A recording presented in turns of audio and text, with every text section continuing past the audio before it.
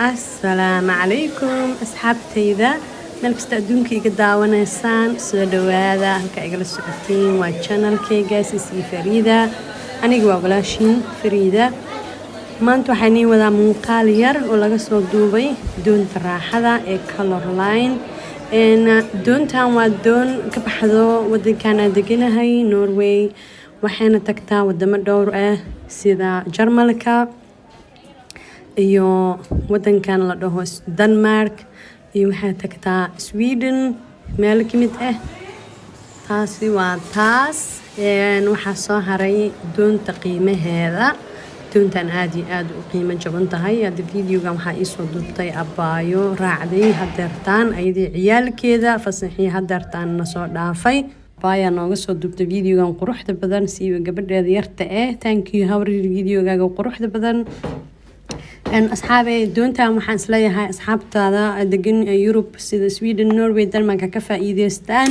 siiba hooyooyinka hadii aan hooyo tahay ciyaalka fasax kugu soo galeen oo aadan awoodin inaad meel dheer u kaxaysid doontan oo kala saari kartaa laba habeen iyo laba maalin idin la sii soconee ciyaalkaagana way ku soo nafisayaan waxyaabo badan ka helay halkan waa qolka jiifka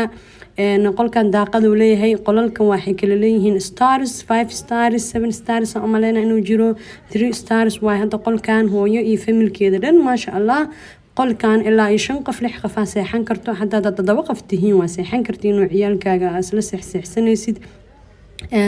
faa'iidooyinka kale ee doontan leedahay waxay tahay cuntada gudaha of course maqaayadaha ku yaal waa soo aragteen laakiin cuntada sahlan oo dhan qaadan kartaa ciyaalka u qaadi kartaa rootiga jiiska waxyaabaha la mariyo biyaha u qaadan kartaa cabitaanada u qaadan kartaa qolalka way kala yihiin saadin sheegay stars kala leeyihiin hada qolalka 5 star ka aad kireysatid waxa helaysaa quraac free ah iyo waxa helay internet free ah doontan hadaa jeceshahay wadanka dhaxdiisa sida waqooyiga Norway degan tahay koonfurta ku iman kartaa hadaa koonfurta degan tahayna waqooyiga ku aadi kartaa hadda meeshan waa Germany